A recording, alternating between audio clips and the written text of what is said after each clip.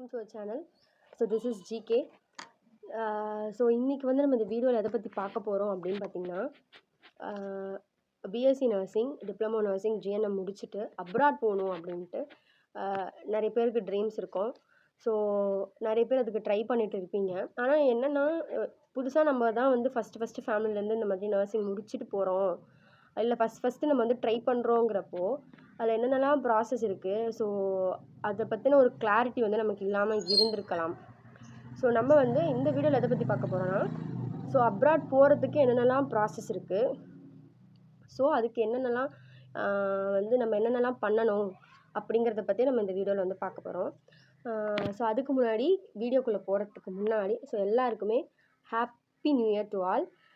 So 2024 எப்படி தான் போயிருந்தாலும் 25 நம்மளை வச்சு செய்யாமல் நல்லபடியாக போகணுன்னு எல்லாருக்கும் வாழ்த்து சொல்லிட்டு நம்ம வந்து வீடியோக்குள்ளே போகலாம். ஸோ வீடியோக்குள்ளே போகிறதுக்கு முன்னாடி நம்ம வீடியோ இப்போ தான் நீங்கள் ஃபஸ்ட் டைம் பார்க்குறீங்கன்னா நம்ம சேனலை வந்து சப்ஸ்கிரைப் பண்ணி பக்கத்தில் இருக்கிற பெல் ஐக்கான் கிளிக் பண்ணிக்கோங்க.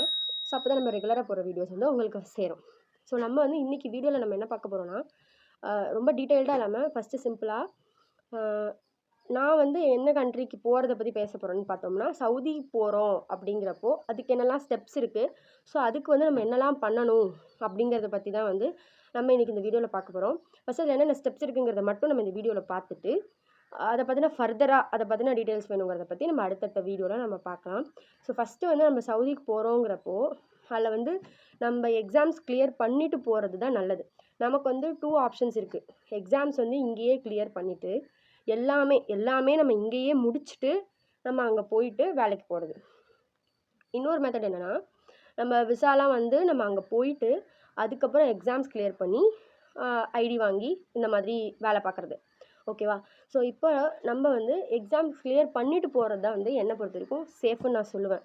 ஏன்னா வந்து நமக்கு இங்கேருந்து பண்ணிட்டு போகிறது நம்ம கண்ட்ரி மணியோட அது வந்து இதாகிடும், நமக்கு செட்டிலான அளவு இருக்கும். ஏன்னா நீங்கள் அங்கே போயிட்டு தான் எல்லாமே பண்ண போகிறீங்கிறப்போ உங்களுக்கு வந்து ரேட் ஆஃப் காஸ்ட் மேபி இன்னும் அதிகமாகிறதுக்கு சான்சஸ் இருக்குது.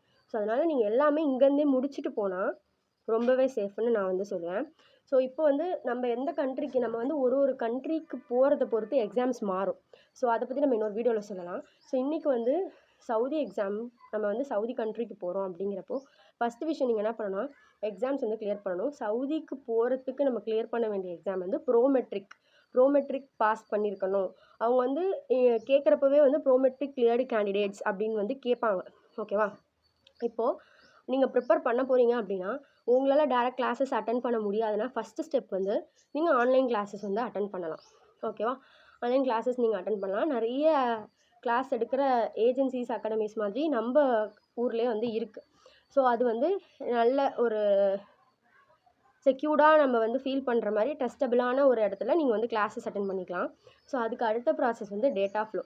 ஸோ டேட்டா ஃப்ளோங்கிற ப்ராசஸை முடிக்கணும். ஸோ டேட்டா ஃப்ளோ முடிச்சுட்டு அடுத்தது முமாரிஸ் முடிக்கிறது தான் வந்து உங்களுக்கு எலிஜிபிலிட்டி.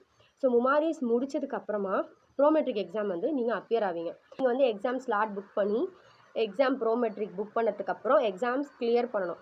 ஸோ எக்ஸாம்ஸ் கிளியர் பண்ணதுக்கப்புறம் ப்ரொஃபஷனல் கிளாஸிஃபிகேஷன் ஒன்று கொடுப்பாங்க. அதாவது ப்ரொஃபஷனல் கிளாஸிஃபிகேஷன்னா என்னன்னு கேட்டிங்கன்னா, நீங்கள் வந்து என்னவா வந்து நீங்கள் எலிஜிபிலிட்டி வாங்கியிருக்கீங்களோ அதுக்கான ஒரு ஐடி ப்ரூஃப் மாதிரி. இப்போ நம்ம இங்கே வந்து ஆர்என்ஆர்எம்லாம் வச்சுருக்கோம் இல்லையா, அந்த மாதிரி ஐடி ப்ரூஃப் மாதிரி அவங்க ஒரு விஷயம் கொடுப்பாங்க. அடுத்தது பார்த்திங்கன்னா மெடிக்கல் ஃபிட் வாங்கணும். ஸோ நீங்கள் வந்து எக்ஸாம்ஸே கிளியர் பண்ணுறது நம்ம பெரிய விஷயம் நினைப்போம் பகலாக படித்து. பட் நான் என்ன பொறுத்த வரைக்கும் என்ன சொல்கிறேன்னா, எக்ஸாம்ஸே நம்ம வந்து தாண்டிடலாம், அதுக்கப்புறம் ஒரு ப்ராசஸ் இருக்கும்ல, அதுதான் ரொம்பவே கொஞ்சம் கஷ்டமானது. ஏன்னா மெடிக்கல் ஃபிட்னஸ் வந்து அவங்க எந்தளவு பார்ப்பாங்கன்னா, ஒரு விஷயமும் வந்து அவங்க மொத்தமாக ஃபிசிக்கல் எக்ஸாமினேஷன்லேருந்து செஸ்ட் எக்ஸ்ரேலேருந்து ஒரு சின்னதாக வந்து ஒரு பிரச்சனைனாலுமே அவங்க வந்து ஃபிட்டு வந்து கொடுக்க மாட்டாங்க. ஸோ அடுத்தது மெடிக்கல் ஃபிட்டு வாங்கணும், மெயினான விஷயம். ஸோ மெடிக்கல் ஃபிட் வாங்கி முடித்ததுக்கப்புறமா அவங்க வந்து ஃபிட்னஸ் ரிப்போர்ட் நம்ம கையில் கொடுத்துருவாங்க. ஸோ அதை முடிஞ்சதுக்கப்புறம் நம்ம வந்து பயோமெட்ரிக்னு ஒன்று போய் பண்ணணும். அது என்னென்னா, நம்மளோட ஒரிஜினல்ஸ்லாம் வச்சு ஒரு ப்ராசஸ் இருக்குது. ஸோ பயோமெட்ரிக் முடித்ததுக்கப்புறம் ஹெச்ஆர்டி அண்ட் அட்டஸ்டேஷனுக்கு போகும்.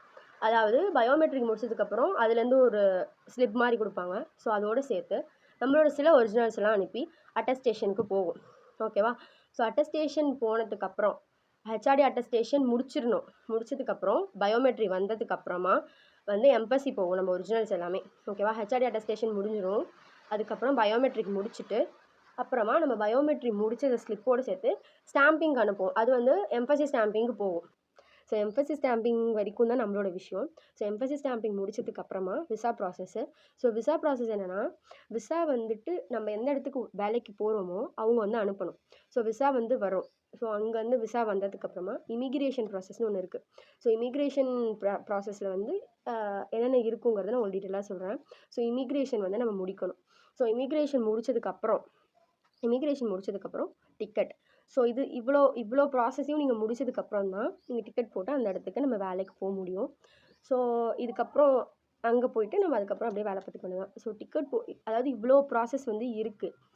நம்ம வந்து ஈஸியாக சொல்லிடலாம், நான் அந்த கண்ட்ரிக்கு போகிறேன் இந்த கண்ட்ரிக்கு போகிறேனோ, இல்லை பார்க்குறவங்க வந்து சொல்லலாம், பரவாயில்லப்பா இவ வந்து போனால் எக்ஸ்பீரியன்ஸ் எடுத்தா இவ சவுதிக்கு போயிட்டான்றது வந்து ஈஸியாக இருக்கும்.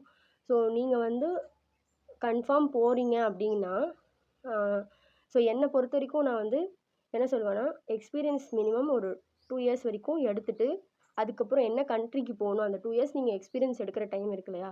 ஸோ அதில் வந்து நீங்கள் வந்து தெளிவாக முடிவு பண்ணிக்கோங்க.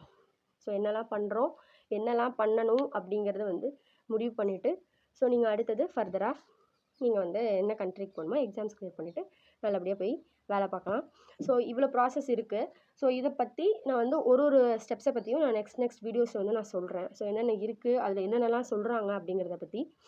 ஸோ இந்த நியூ இயர்லேருந்து நம்ம வந்து ஸ்டார்ட் பண்ணியிருக்கோம். ஸோ நீங்கள் வந்து சேனலுக்கு வந்து சப்போர்ட் பண்ணுங்கள். அதே மாதிரி உங்களுக்கு இதுலேருந்து வேறு ஏதாவது டவுட் இருக்கா அப்படிங்கிறத மறக்காமல் கமெண்ட் பண்ணுங்கள். ஸோ நமக்கு தெரிஞ்ச விஷயத்த நம்ம வந்து கண்டிப்பாக ஷேர் பண்ணலாம். ஸோ ஓகே, வேறு ஏதாவது டீட்டெயில்ஸ் வேணும்னா கமெண்டில் கேளுங்க. ஸோ மறக்காமல் சேனலை சப்ஸ்கிரைப் பண்ணி பக்கத்தில் இருக்கிற பெல் ஐக்கான் வந்து கிளிக் பண்ணிக்கோங்க. அப்போ தான் நாங்கள் போடுற வீடியோஸ் ரெகுலராக வரும். ஸோ ஓகே, பாய்.